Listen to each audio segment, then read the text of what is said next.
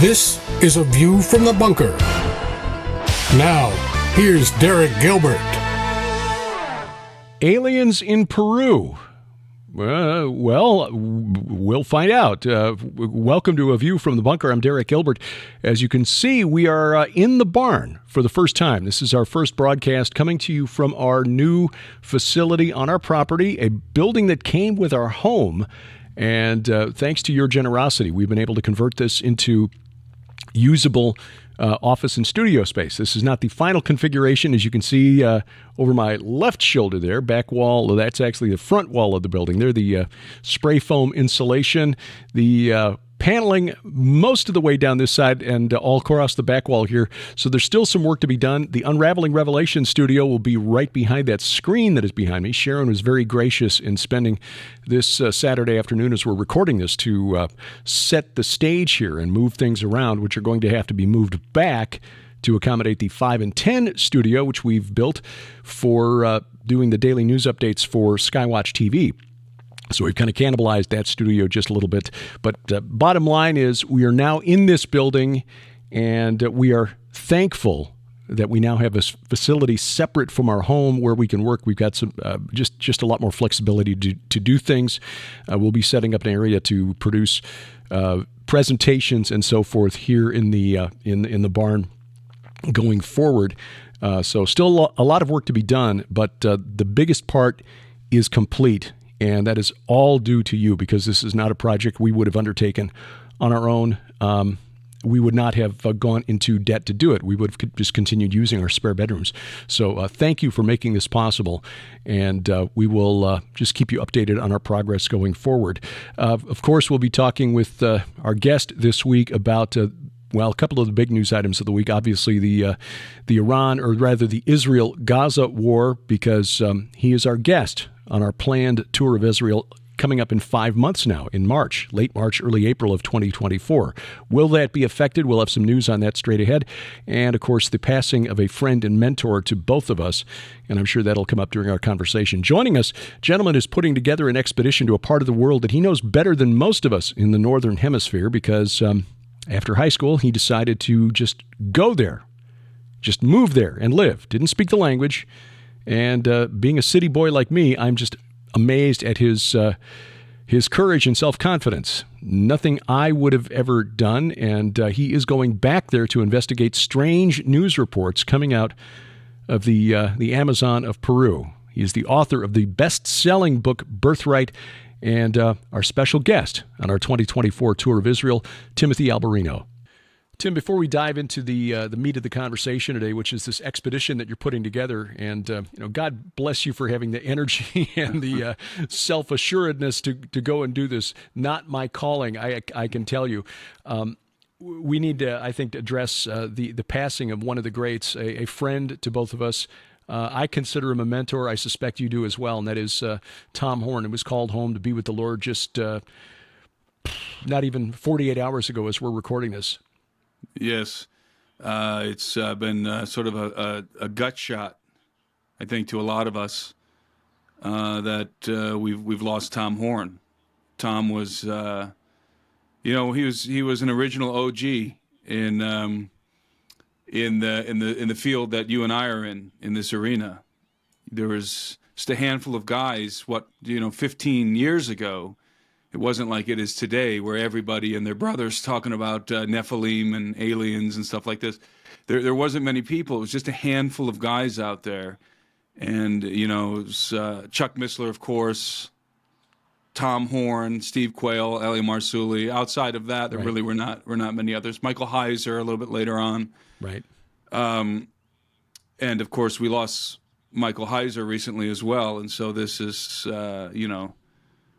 to lose Tom Horn, especially with the chaos that's going on in the world and the prophetic implications of what's happening around the world, it seems very interesting. But if I can, just to sum up my thoughts, I'd like to just read very quickly what I posted earlier today. This morning I got up and of course I heard about Tom passing yesterday. But this morning I sat here at my desk and I just sort of pulled up a picture of Tom and was just looking at it and just thinking, what can I say? How can I sum up the impact that Tom's had on my life. And so I wrote this morning. Tom was one of the most influential people in my life. He was an exceptional researcher, a masterful writer, and a wonderful teacher. He was a father to the fatherless and a friend to those who were brokenhearted. He ran his race with endurance and faithfully completed the calling on his life. May we all aspire to the same.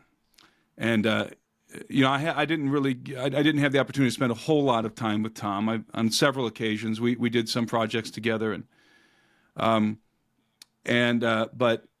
as I said earlier, the influence of Tom's work on my own development in these fields and my own thought processes was tremendous.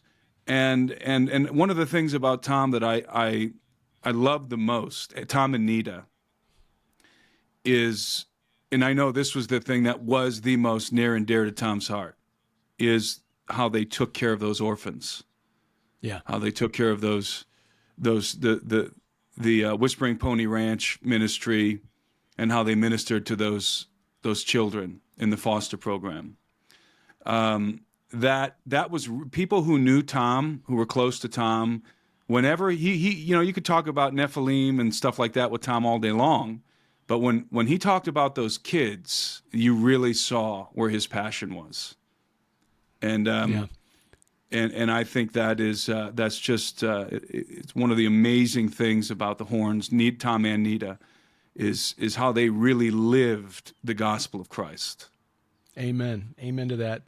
Tom could have retired and just lived a very comfortable life here in the Ozarks, and within about 15 minutes of moving here, he began putting the pieces in play to create what became Whispering Ponies Ranch. Part of that, I'm honored to say, was offering Sharon and I an opportunity to partner in the ministry through whatever strange gifts we have. I guess my talents are talking and using a computer, but for that was able to play a role in what happened here. But the stories that Joe Horn, who clearly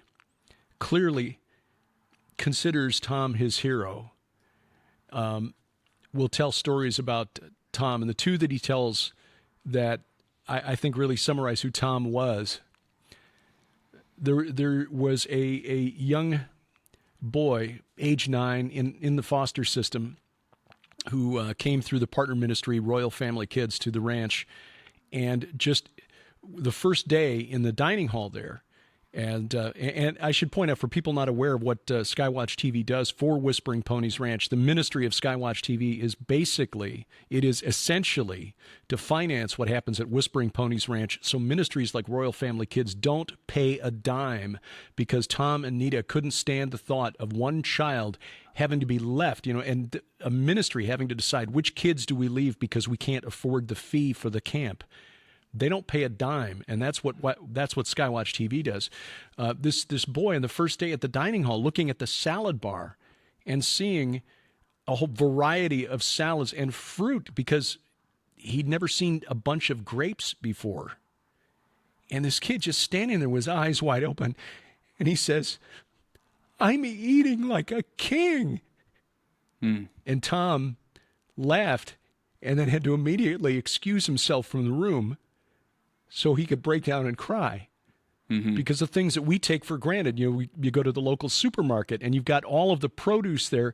We live a higher standard of life than the kings of the ancient world, the powerful kings of the ancient Near East that we read about, Sargon the Great and so on.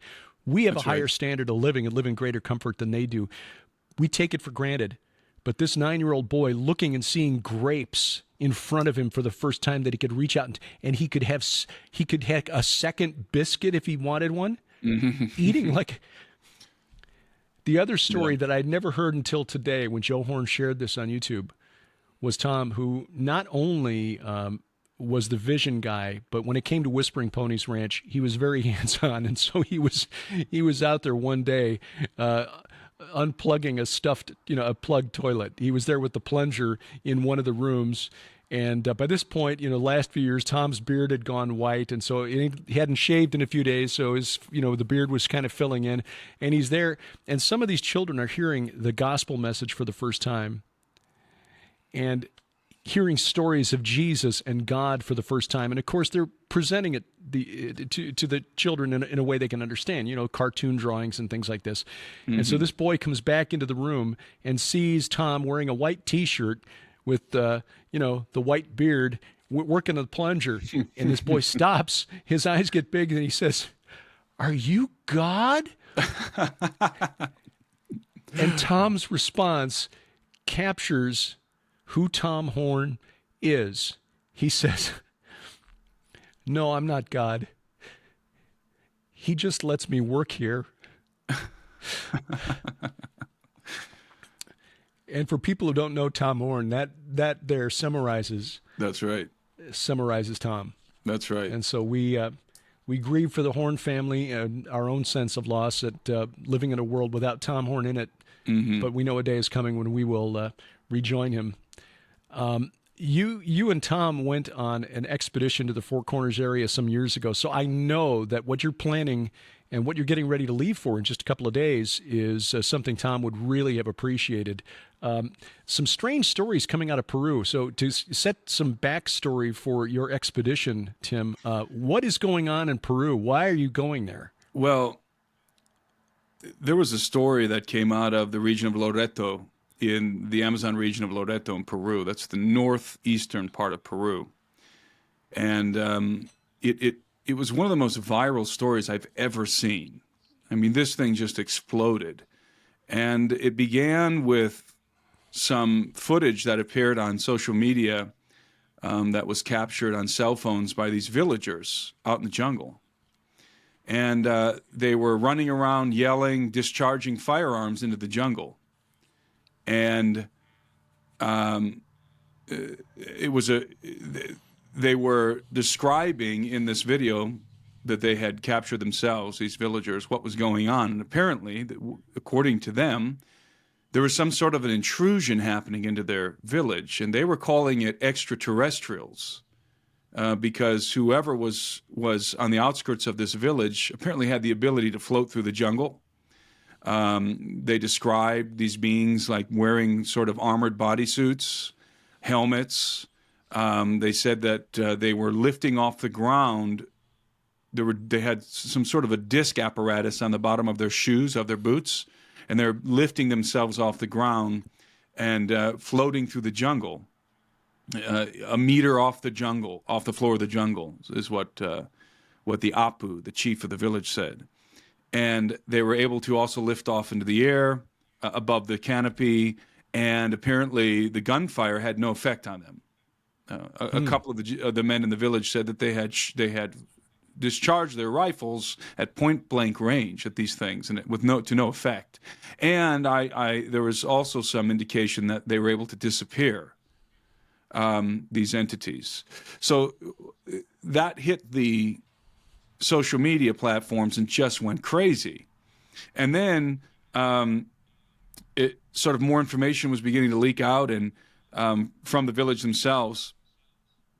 And there was a video that surfaced of this young girl who was, and this video actually preceded the one I just said.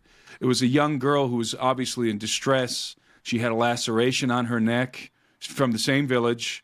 And apparently she was eating some fruit on the outskirts of the village when two of these individuals that I just described, these strange beings, tried to abduct her. That's what we think. It's assumed that they tried to abduct her. And she doesn't recall a whole lot of the episode. She remembers there were two beings.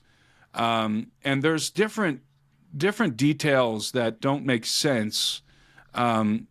Things that she said, and this is part of what I intend to clarify. But the gist of it is that these two beings attempted to abduct her, apparently, and in the course of this struggle, she was able to scream, and then she went unconscious. And her brother, I believe it was her brother, heard the scream, and him and some of the other men of the village came running and found her unconscious, lying on the floor with the laceration to her neck. And so they picked her up and brought her into a house and were dressing the wound. And that's how this whole thing began. And then after that, following that, was the video I just described came out. And then another video came out in which all from the same village, in which all of the villagers, all of the women and children were huddled together in the middle of the village, and all the men were running around yelling, and they were pointing flashlights, and you can hear guns going off. And one of the guys with the flashlight pointed right above a house, right into a tree above a house, and he started to yell, there it is, right there, there it is. And he trained that light on something up in the tree. And I saw the video, and I'm just going to tell you what I think I saw in the video. I saw what looked like the head of not necessarily a typical gray alien, but what's described as an insectoid in the UFO research material, especially from the abduction material, which is more of a tall being, sort of like a gray, but with a not so bulbous head, and much more insect-like looking. And I couldn't believe it, because you can actually see something in the tree, and its head is moving side to side. So I called up my buddy Doug Thornton, and I asked Doug, have you seen this video? Have you seen what's going on in Peru? And he hadn't, so we were discussing it, and we said, hey, we should record this discussion. We should just record this. So we did. We jumped on Zoom and recorded our discussion and pulled up the videos and analyzed them there in real time. And to demonstrate how viral this was going on social media, that little quick video, well, it wasn't really quick. I think it was like an hour and a half or something. That video, I published it on YouTube, and within 1 week, it got 1 million views. Actually, it was going to hit 1 million views, and then YouTube, it had 950,000, and then YouTube age restricted it. And that, of course, takes it out of the algorithm. And the reason why YouTube age restricted is because there was a video within the video that we did. We featured a video in which a man is being being unloaded onto the bank of a river in the same area of the jungle, and 3/4 of his face is gone, and it's just white, bleached skull, and a very, very precision cut around his neck. So it did not appear to me to be the work of piranha. Plus, you would have a lot of the bone nicked away from piranhas. Very, very clean. Whatever happened to this guy, whatever happened to him was very interesting. And so all of this relates to a legend in the jungle called the legend of the Peladas.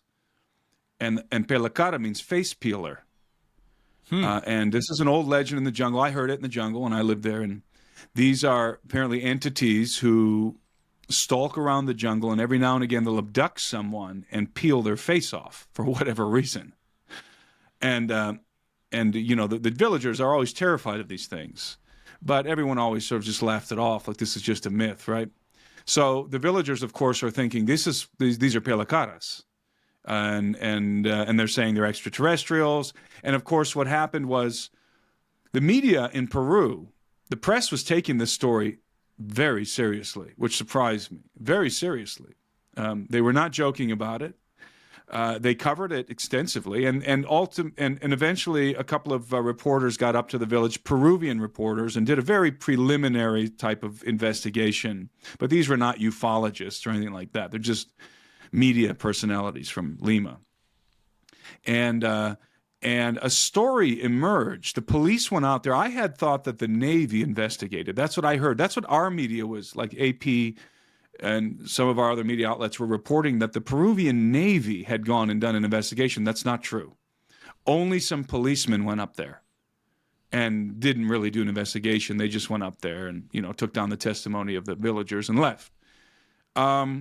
But the thing is that this incursion, whatever it is, was happening for weeks and every single night, and only at night. So something very bizarre was going on, and these people were obviously distressed, deeply distressed, and traumatized by whatever was going on. Long story short, I didn't have my passport at the time, and this was back in late July, early August. I didn't have my passport. And so I was kind of like, oh, that's good. I don't have to worry about the temptation to go down there to an investigation. I don't have my passport. Even if I wanted to, I can't do it. So I thought, well, there's that. That's not going to happen. And I remember it was my wife's birthday, and I took her out to dinner, and we're talking, and I'm talking about this village thing, and she looked at me and she said, you know, you have to go down there, right? She's like, you have to do this. Nobody else can do this. And the reason why she said that is because I speak the dialect. I've lived in that jungle. It's in the Alto Nanay region of Loretto. I've spent a lot of time up there. I have speak the dialect. It's called Charapa.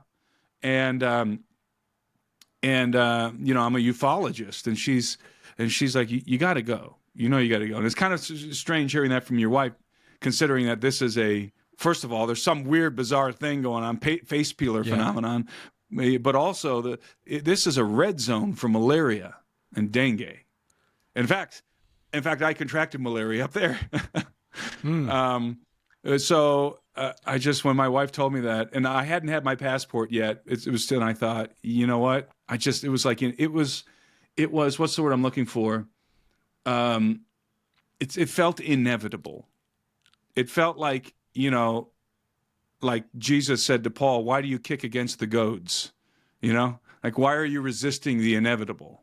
And the goads, of course, being these wooden spikes basically in the front of a cart to stop the horse from, you know, kicking back and being obstinate, right? Instead of just going forward and doing what marching in the direction they're supposed to go. And so it was sort of like that. Like, why am I kicking against the goads? I have to go. I know I have to go. So I just acquiesced to the inevitable. And when I got my passport, I tagged my buddy Doug Thornton, who's a Marine and ex-DHS, and I asked him if he wanted to go, and he said, "Yeah, I'll go. Let's do it." And so we mounted this expedition. I've organized the expedition, and we are headed into the jungle next week. We're going deep up into Alto Nanay. I should say also that during that time when this phenomenon was going on, there were also incidents in other parts of Loretto happening. There was a group of students, apparently, from a school or a university who were in the jungle for whatever reason, and they all collectively saw a strange being walking in the jungle.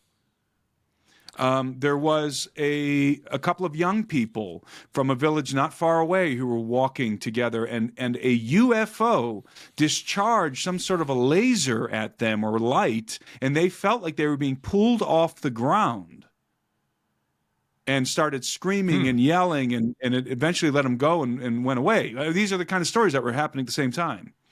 The U.S. military, the Air Force, the Navy, the Marines, Space Force, along with their counterparts from Peru, Ecuador, Brazil, Uruguay, and I believe the UK, were all in Peru during this time running a program. I can't remember the name of the program off the top of my head. A training program, a training exercise together, and some of these operators were in the jungle up there. For sure, on the Amazon. The Navy, for example, was operating on the Amazon because Iquitos is where the Amazon begins. That's the beginning of the Amazon River, where the two rivers, Marañón and the river Huallaga, come together and form the Amazon River, right in Iquitos. And they were up in that region, Space Force, operating in Peru. So it's just all very bizarre. And since then, things have calmed down in this village, although not entirely. And the phenomenon seems to have been spreading to different parts of the jungle, to the Peruvian Amazon. Now they're getting reports in a place called Tarapoto, Peru. I lived there for 10 years. Two of my kids were born in that city, in the jungle. And they are now reporting Pelakara encounters and the same sort of phenomena that began. And by the way, this village... The village where all of this began is called San Antonio de Pintuyacu. And Pintuyacu is the river, the name of the river, and San Antonio is the village. And it's about a 2-day journey up the river from Iquitos. So all of this was unfolding. I got my passport in the mail, and again, I just knew it was inevitable. I had to go. So what happened then is I mounted this expedition. I was able to get in contact with the village through a Brazilian ufologist named Ronnie Vernet. Ronnie's a great ufologist in Brazil. And somehow he had gotten in contact with somebody from the village. And so he passed me the contact. I rang the guy's phone, and he happened to be in Iquitos when I called him. And I was able to talk to him on the phone and text with him on WhatsApp.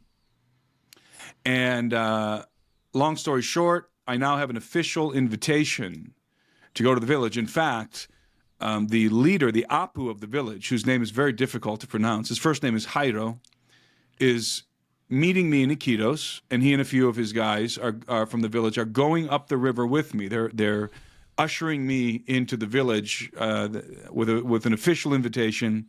The villagers are, because of what's been unfolding out there, they have not been going about their daily routines, which is going out and gathering food in their chakras, their farms, and so forth. So they've been low on food and supplies. So one of the things that we're doing is we are supplying the village. We're bringing food and medicine, and also we're bringing some strategic technology. We've purchased some commercial grade night vision goggles that they can record with, and some extremely high powered flashlights, 7,000 lumen flashlights. We can't bring them guns. Otherwise, we could try to bring them automatic weapons. But we can't do that. So, and I want to acknowledge the participation in this endeavor of some of the gentlemen from a church in Tennessee called, oh my God, Conduit. I almost lost the name. Conduit Church. Pastor Darren Tyler, who was in Peru with me recently on a trip on a tour in Cusco. Pastor Darren Tyler, my friend Jamie Brandenburg, who's a member of the church, and some of their guys, some like a men's group from that church, decided to help me fund this operation, fund the expedition, and charter the riverboat and buy supplies for the village. So I think it's really cool that this thing exploded. Everybody in the world of ufology knows about it. Everybody's asking, who's going to go? Who's going to go? Someone's got to go up there, right? And I'm sitting over here going, oh, it's a good thing I don't got my passport, because that's probably be me. And then I got my passport, and I'm going, and I think it's very cool that it's a group of Christian guys who are going to get the job done, and who are provisioning this village and showing up on scene, and are going to, I don't know what we're going to find. Do I think we're going to encounter the phenomenon? No, I don't. But I will get testimony. We are going to sit out there on the boat or in the village with our night vision goggles and whatever. And I will get as much testimony as I can. I speak the dialect. Even the Peruvians from Lima, the capital city of Peru, when they went into the jungle, they had a hard time. They have a hard time understanding the jungle people. It's the equivalent of like someone from New York or California or Los Angeles going into the deep South, right? Going into the bayou. And talking to people who barely speak English in the bayou, right? But that happens to be the dialect that I speak best in Spanish. I guess I speak hillbilly Spanish really well, and so it turns out that that's the dialect that that's the dialect of Spanish I learned when I learned Spanish. So So anyway, that's the plan, and And also, one more thing to cap this off, I was talking to the villagers, and I asked them, I said, what do you guys think is going on? I mean, they all have a little bit of different opinions, but I was talking to the school teacher, the high school teacher. I said, what do you think is going on? It's a young guy, 27, I think. His name's Christian. And by the way, I found out that this is an evangelical community. Which, really? In the jungle? Yeah, it's the Ikitu tribe. So each different tribe, they're different. Some of them are Catholic, some of them are secular, some of them are evangelical, or there's a mix, right? This is a primarily evangelical Christian community, I found out. So I was talking to him, I said, what do you think's going on? And he said, well, we're divided in our minds. He said, we think it's... I said, do you think and I forgot to say that the story that the press was pushing, I forgot to finish that thought. The story that the press was pushing, that was appearing in our media, and everybody sort of, when this story came out, our media said, "Oh, okay, mystery solved. We're all done with this story." Is that this is the story? River miners with jetpacks. Right. So river miners, and these are not people who are mining in a mountain. These are guys who drudge the river for gold.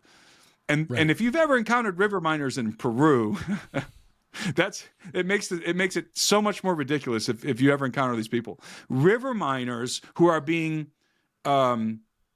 provisioned, funded by the cartels, are attempting to drive these people off their land, scaring them. They're equipped with high-tech jetpacks that even, jetpacks that we don't even see our military equipped with, that somehow enables them to maneuver at nighttime, sometimes silently, or I would say most of the time silently, through the Amazon jungle at nighttime. You can't hardly walk through the Amazon jungle without a machete, let alone jetpack around in there, at nighttime.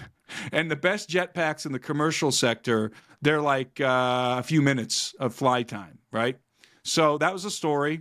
And Christian told me, the villager said, nope, it's definitely not jetpackers. However, it might be organ harvesters with advanced technology. That's what he said. Or, he said, or it's non-human. That's what he said. So one of the things I find really interesting about the story, and I've read some of the accounts that have gone all over the world. I mean, I was just looking at the Jerusalem Post account here. These hit the wire services, and they're always looking for clickbait. So you get a Red Top in the UK publishes it. You'll find it then in all over Aussie papers, Israeli papers here in the US, UK. Of course, they love that kind of stuff. The number of descriptions of these entities as being insect-like, especially considering the number of accounts of people who have taken DMT, which is the active ingredient in ayahuasca, who report seeing insectoid or insect-like creatures in these other dimensions. So my way of thinking is that this is not necessarily coincidental. I mean, if we're going to go in the non-human direction, I think we're looking at possibly these things manifesting in that region for some reason. But for whatever reason. As for why, though, that would be your area of expertise, having lived there for 10 years. I mean, what could they possibly want? Why there? Well, I've encountered some weird things in the jungle, but most of what I encountered was metaphysical. This seems to be very physical. I mean, whatever these things are, whoever they are, and I'm not ruling out. I'm ruling out miners with jetpacks, but I'm not ruling out organ harvesters. And there's reasons why. But whatever these things are, attempted to physically take this young girl apparently. So, and also the other. I asked the guy, has there been any recent activity? And he said about a few weeks ago, so this would be about 4 weeks ago at this point, they were patrolling, all the men of the village are patrolling at nighttime with their guns. And they have shotguns and rifles. A lot of these guys only have one bullet.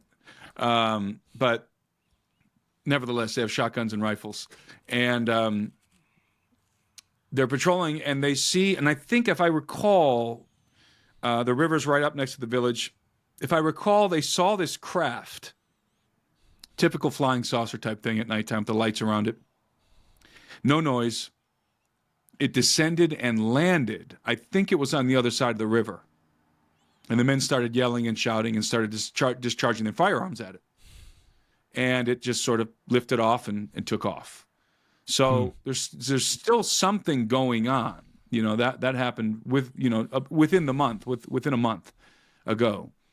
And again, I don't expect to encounter the phenomenon. For their sakes, I really hope it's aliens and not organ harvesters.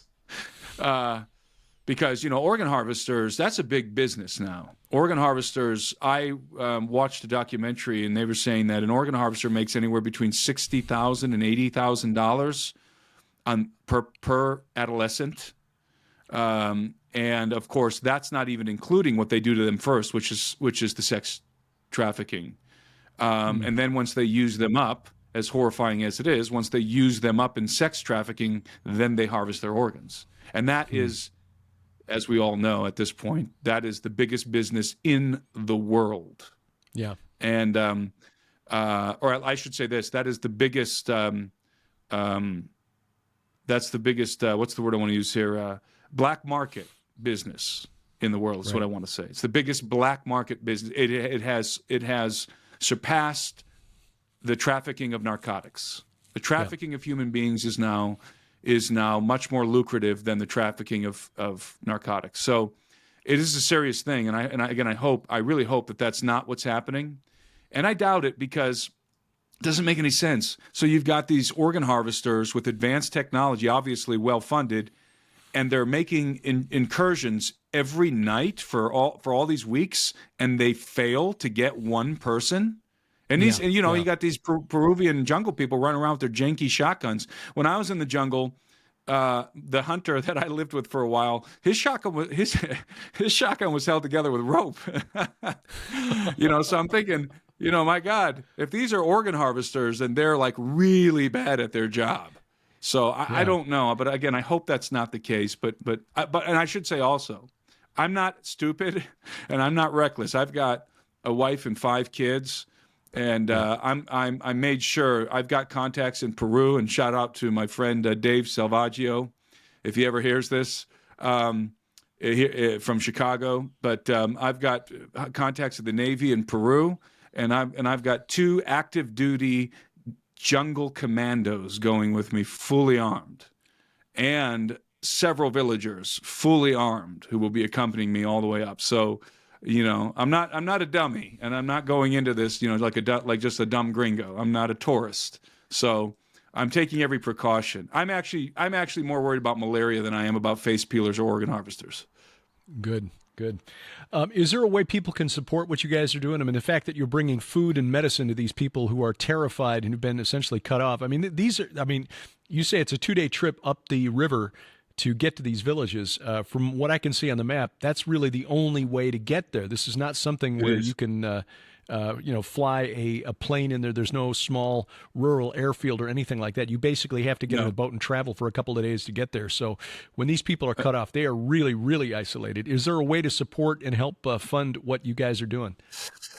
I should have made a way. I don't have one. I don't have one. No, I'm co-funding this thing with these guys from Conduit Church. And I probably should have, because I know a lot of people would want to help. But let's just say you can pray for me and keep me in your thoughts and prayers as I go and undertake this expedition. But financially speaking, I really don't have a portal for that right now. Maybe if upon investigation, if there's some other things that need to be done, then maybe I'll open up a portal for people to help financially. But and I do appreciate everybody, because I know that as people are hearing about this, I'm getting emails and text messages and everything. Hey, we want to help you do this, and it's like, I'm kind of too far in at this point to even try and bring any more than what I'm bringing in terms of provisions. But I do appreciate the desire to help us, but certainly pray for us, because it could very well be some sort of a spiritual thing. It wouldn't surprise me, but so it is the Amazon jungle, and there's some very dark things that go on out there, spiritually speaking, let's say. Yeah. Speaking of travel, we'll just touch on this very briefly because the situation on the ground is so fluid that Tim is our guest on our planned Israel tour, March 31st through April 9th of 2024. Obviously, the situation as it stands on the ground there is not conducive to travel. Lipkin Tours, our friend Aaron Lipkin, the CEO, just sent out a note through his Telegram channel and then sent out a note through his staff to us privately that his company is basically postponing all travel for the rest of this year into next year, and that's because they think that the imminent ground invasion of Gaza and whatever happens in the north with Hezbollah will probably last 2 or 3 months. That is the expectation of people in Israel right now. Whether that proves to be true or not, we don't know. So at this point, we've not even really considered the possibility of delaying or postponing our tour. But if we get into December and it looks like things are going to continue for a while, we will certainly do that. So if you're already interested or had already put down a deposit on the tour with Tim Alberino in Israel in the spring, just know that we're probably about 6 weeks or 8 weeks out from making any kind of a decision on that. And we certainly pray that things have calmed down before we get to next spring.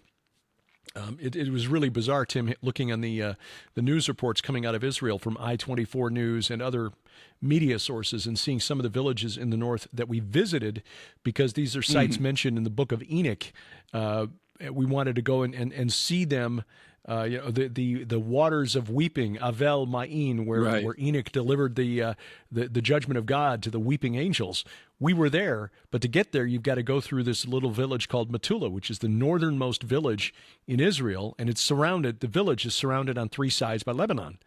So when they were staying, anti-tank rounds fired from Lebanon into a village, it's like we saw that hill, we drove down that little road, and our tour guide, who's got a wonderful sense of humor, said, see those white vehicles over there? Hezbollah. He was joking because they had big UN, UN on the side of each of those vehicles, which kind of begs the question, what the heck is the UN doing if Hezbollah fighters can just, try to cross that valley between Israel and Lebanon? But anyway, so that's the status at this point. We will make a decision once we get into December. But Tim, where do people follow your work and your video content, your books, and so on? You can follow me on YouTube, my YouTube channel, Timothy Alberino. My handle on social media is always the same, Timothy Alberino, at Timothy Alberino, no spaces or dots or anything like that. I'm on Twitter, and I'm on Instagram. And you can sign up for my mailing list on my website, timothyalberino.com. And my book's available on Amazon.com, Walmart.com, BarnesandNobles.com. But not in the store, at Barnes and Nobles or Walmart, but on their online platform. All right. We'll put links in the show notes below. Tim, we will be praying for you and your colleagues, Doug Thornton, and the fellows going with you deep into the jungle, and look forward to finding out what you discover when you return to Peru. Well, I will let you know. I'll be producing, by the way, when I get back. I'm going to be producing. We're filming. I should have said that. We are filming. We're not filming a movie. We're just doing a video investigation. Doug's got some, we're going low profile with camera equipment. We're just doing GoPros, which are really phenomenal at this point. But we're going in with GoPros, doing just very rudimentary filming interviews. Just sort of me just talking to the villagers, and then so I will do a video, not a movie, but a free video report when I get back. Either the week I get back, but then I'm off to Guatemala for 10 days. So might be when I get back from Guatemala, but I will be doing a free video report on my YouTube channel. So you can go sign up, subscribe to my YouTube channel, and you'll see that drop at some point. And of course, I'll come back on with you as well, Derek, and we can discuss should I find anything worth discussing. All right. Fantastic. Tim, Godspeed and safe travels. Check the notes below wherever you're watching or listening to this particular program for links to Tim's website, where you can get a copy of the book Birthright, where you can follow him on YouTube, and more. Believe me, modern-day Indiana Jones, I think that pretty well sums it up. Coming up, where I'm going to be next weekend, if you're in the upper Midwest, opportunity to say hello. I'll be speaking a couple of nights in North Dakota, my mother's home state, land of my ancestors. Tell you about that and more as A View from the Bunker continues straight ahead.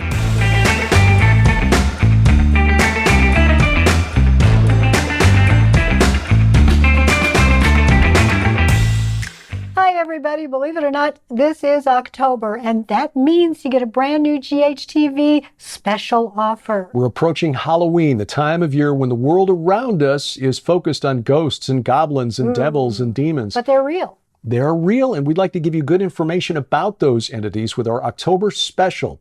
First, our book Veneration, where we analyze the ancient cult of the Nephilim, the origin of demons exposed in this book. Vicki Joy Anderson's important book, They Only Come Out at Night, about night terrors and sleep paralysis. You need this book at home for your kids and grandkids. Trust me, it is a great book. And 7 hours of audio interviews with the late Dr. Michael Heiser about the nature of the unseen realm. Oh, this is a collector's disc. It really is. Altogether, these 3 items purchased separately worth $65 during the month of October, just $35 plus shipping and handling.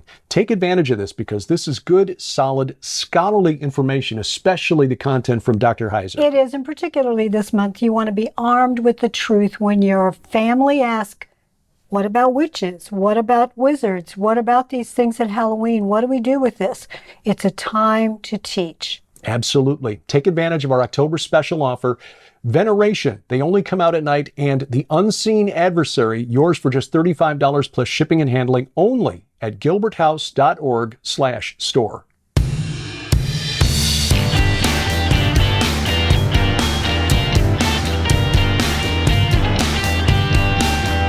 Talking the walk every Sunday night from the beautiful Missouri Ozarks. This is A View from the Bunker. I'm Derek Gilbert. You'll find us online at VFTB.net. Our main web hub, gilberthouse.org, where you'll find not just this program, but where Sharon and I produce our weekly Bible study, the Gilbert House Fellowship. Also links to our broadcast program, Unraveling Revelation, and our weekly podcast, PID Radio. The PID stands for Peering into Darkness, which we have been doing since 2005 now. In fact, yesterday's episode featured the first 2 interviews we ever did with Tom Horn in the fall of 2005 and the spring of 2006. So if you haven't heard those before, you might want to catch those now. You'll find that at pidradio.com, or better yet, the way to get all of our content without having to search the web is to download our app. Get our free app. It's a way to guarantee we never get canceled because it is our app. All the content hosted by a Christian company. In fact, they produce the apps for many of our friends in media ministry. Skywatch TV, Prophecy Watchers, Doug Hamp, L.A. Marzulli, many others will attest to the reliability of this particular app. And on the app, we've added the messaging function, so it's almost like a self-contained social media platform where you can exchange notes with like-minded believers and ask for prayer. And because of that particular section, there's sections in there for ask questions of Derek and questions for Sharon and the various programs we produce. But the prayer request section has been the most active, and it's become the most active app on my phone. So you'll find the link for that at vftb.net. You'll just look in the top menu bar or go to gilberthouse.org/app. Download it, add it to your smartphone or tablet. We've also got versions for Roku and Apple TV if you just want to put it on your set-top box and watch the video content there. The added features like the audio Bible and other stuff, that's all in the app. And again, you'll find it at gilberthouse.org/app. Well, we knew this was going to happen. I don't want to get too dark about this because, well, the Lord knows that what's going on between Israel and Hamas right now is a very old war. And it goes farther back than 1973, 1967, 1948. It goes back before the Zionist movement of the late 19th century. It goes back before the creation of Islam in the early 7th century. This is a spiritual war that goes back, in my view, at least to Genesis chapter 6, perhaps even Genesis chapter 3. I believe that Allah is Shemiyaza, the leader of that rebellion in Genesis chapter 6, who's gone by many names throughout the centuries: Saturn, Kronos, Baal-Hamon, El, Enlil, Asher, Dagon, Milcom, which means Molech, and I think he'll be Abaddon or Apollyon of Revelation 9. But you probably have noticed as the world has responded to the conflict between Israel and Hamas that there are certain groups on the political left that are looking for ways to excuse what Hamas has done, or taking the sides of the Palestinian cause as it is put forward by Hamas, Palestinian Islamic Jihad, Fatah, Hezbollah, and so on. One of the strangest is the group of people who are advocating for variant lifestyles, the LGBT plus community. Now, in London yesterday, and this is no laughing matter, but in London yesterday, there were some 100,000 protesters who took to the streets to support Hamas. That is frightening. John Cleese, you remember John Cleese, legendary comic, Fawlty Towers, before that Monty Python's Flying Circus. He made the observation several years ago and was roundly criticized, canceled from some venues for pointing out that in certain sections of London anymore, it no longer looks English.